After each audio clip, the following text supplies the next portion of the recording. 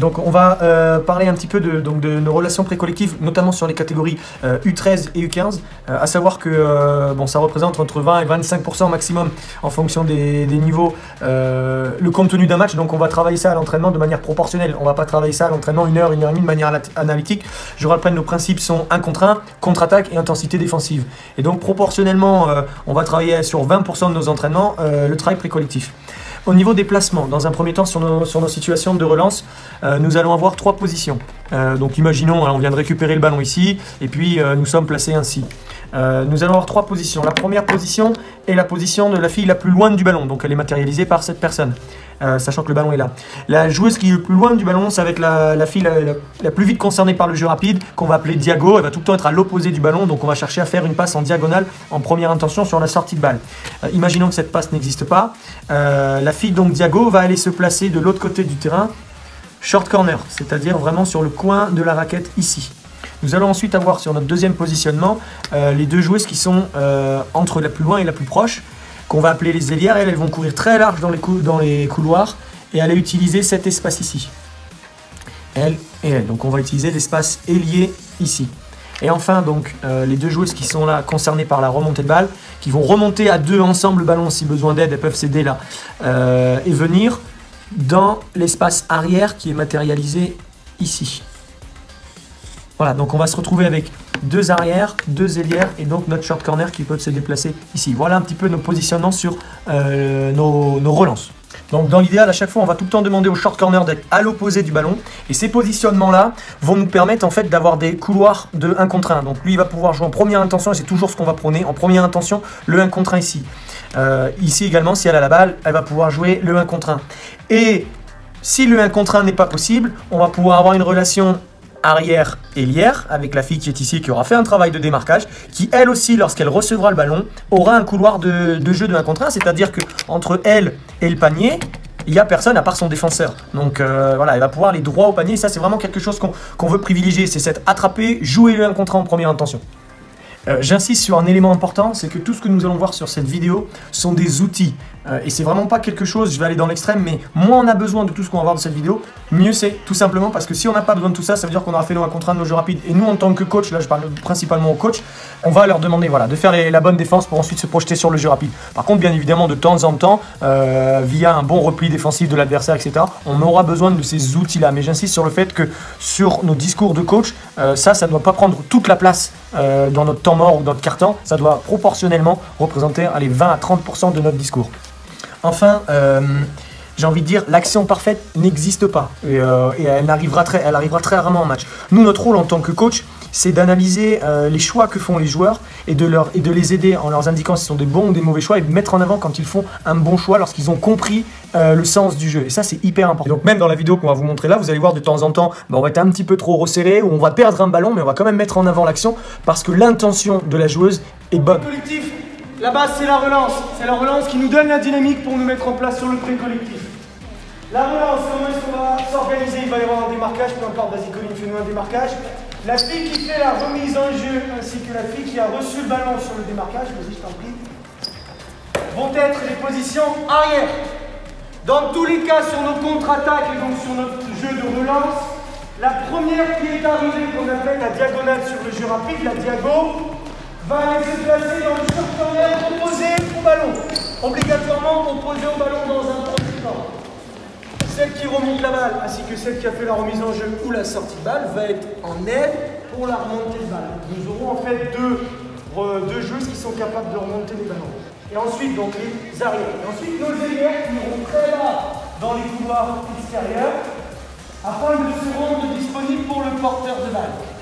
Et là est notre lancement offensif sur le pré-collectif, c'est-à-dire qu'à partir du moment où le porteur de balle traverse la ligne médiane, c'est le signal pour nous, là on va jouer, et notamment pour les lières côté ballon.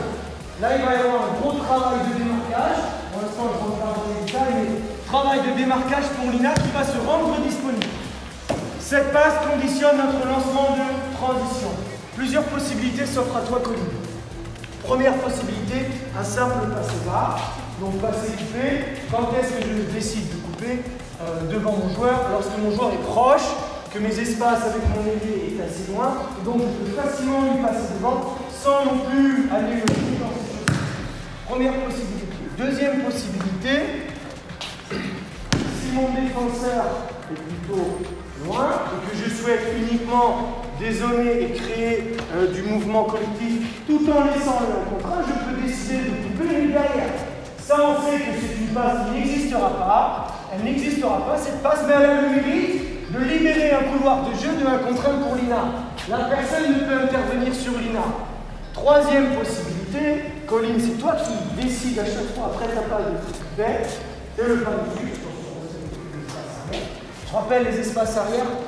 Le repère sur le terrain, c'est la continuité de la ligne de la raquette ici pour les arrières.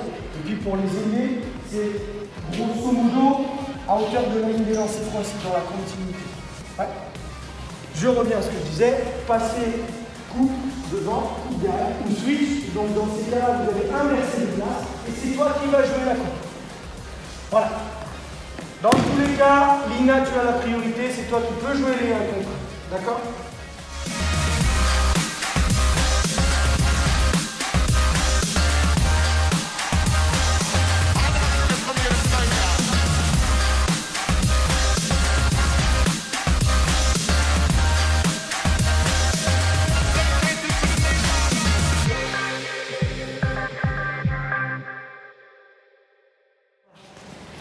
Si vous décidez de donner à la fille ici qui a compris, donc Mélissa qui est derrière, et là on décide de donner. La zone à viser, c'est la zone qui vise. On ne peut pas viser les mains de Roman, on ne peut pas viser en l'air, tu vas viser la zone libérée. Toi tu le sais qu'elle va viser là. Donc tu vas rentrer dans cet espace avec de la liberté et aller rapidement au panier. À anticiper. Donc toi il va y avoir tout un travail de fixation là. Toi ta fixation elle va être où? Avec premièrement avec ton regard sur le cercle.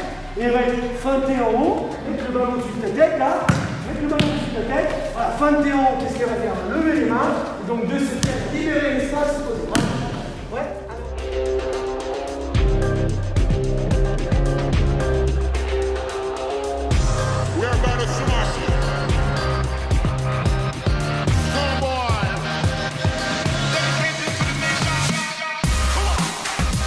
Maintenant, nous allons parler du rôle de la fille qui est short corner. Short corner, je rappelle, c'est la fille qui a tout le cadeau, c'est la première arrivée, et la première arrivée va tout le temps se placer collée à la ligne de fond, le plus proche de la ligne de fond, en dehors de la raquette, pour pas faire le point de gauche. Et elle va être patiente. Elle va être patiente parce qu'elle va être mise à contribution dans deux situations. Première situation, c'est que si sur notre jeu de transition, j'ai réussi à franchir mon joueur, de ce fait, naturellement, je vais créer une aide défensive. En venant dans l'aide défensive, je libère mon short corner qui va se montrer. Attention, les espaces sont à côté du pied du défenseur parce que la passe va se faire obligatoirement à terre, à côté du défenseur. Et donc là, tu vas être mis dans une première fois à contribution. Deuxième élément où il va falloir que tu fasses preuve de patience et où tu vas être mise à contribution, c'est ta présence au rebond. Il va y avoir une action, peu importe, une action lambda, imaginons, il y a un shoot. À partir du moment où il y a un shoot, c'est toi, tu le sais, c'est toi la mieux placée pour jouer le rebond. Donc ta mission numéro 1, ça va être d'être présente au rebond. Donc dès qu'il y a un shoot d'annoncer, c'est se montrer et venir bloquer le box-up pour l'empêcher à lui faire un box-up, pour elle l'empêcher de jouer le rebond. Le shoot est manqué, c'est toi qui dois prendre le rebond. C'est toi le short corner qui doit prendre le rebond.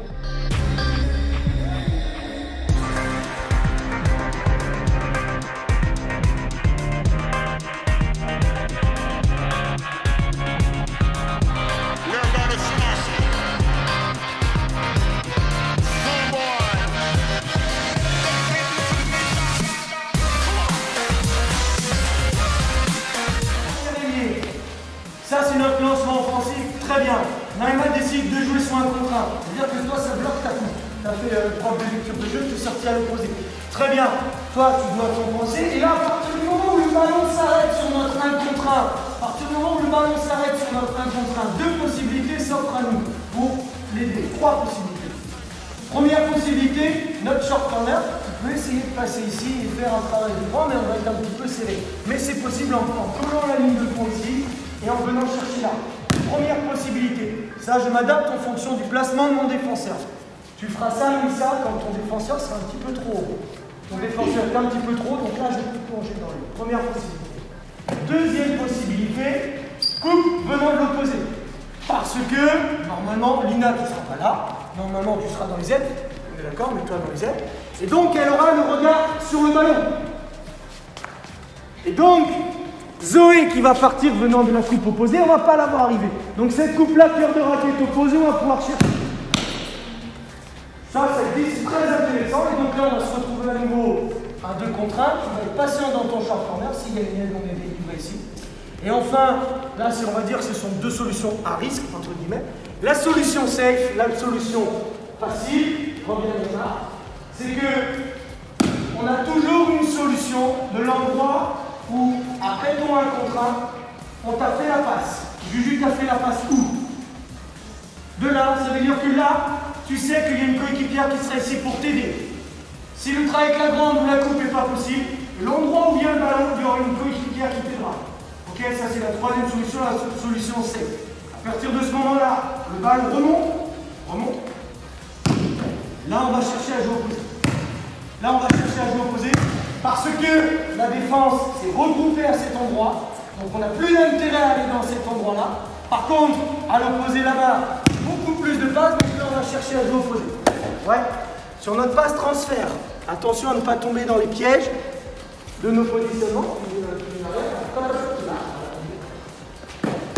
Quand on décide de jouer opposé, ça c'est un élément très important. Toi, Juju, tu dois prendre l'initiative de venir traverser la première ligne.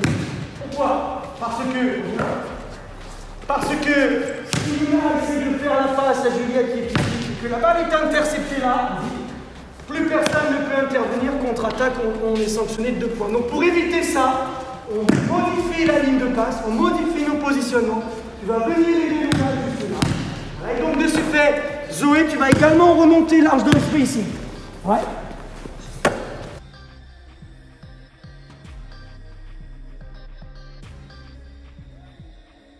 À nouveau un espace de 1 contre 1. À nouveau une possibilité de coupe opposée. Et là, Mélissa, on est venu chez toi.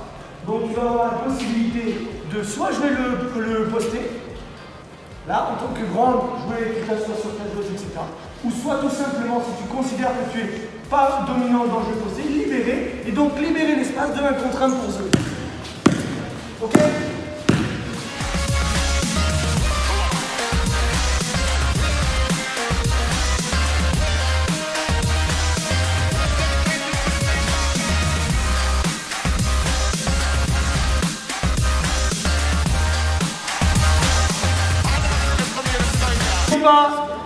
L'objectif numéro 1. L'objectif numéro 1 de ce placement, c'est que chaque joueur extérieur a un couloir de jeu direct du 1 contre 1.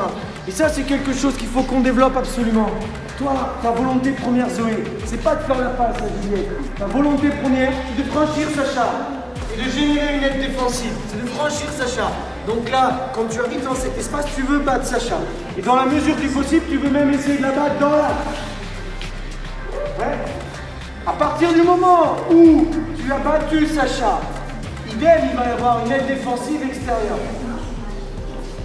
Là, Juju, tu es concerné. Pourquoi? Parce que ta joueuse a été en aide. Il faut sanctionner ça. On va attaquer l'aide. Toujours pareil, passe au niveau du pied du défenseur. Ouais.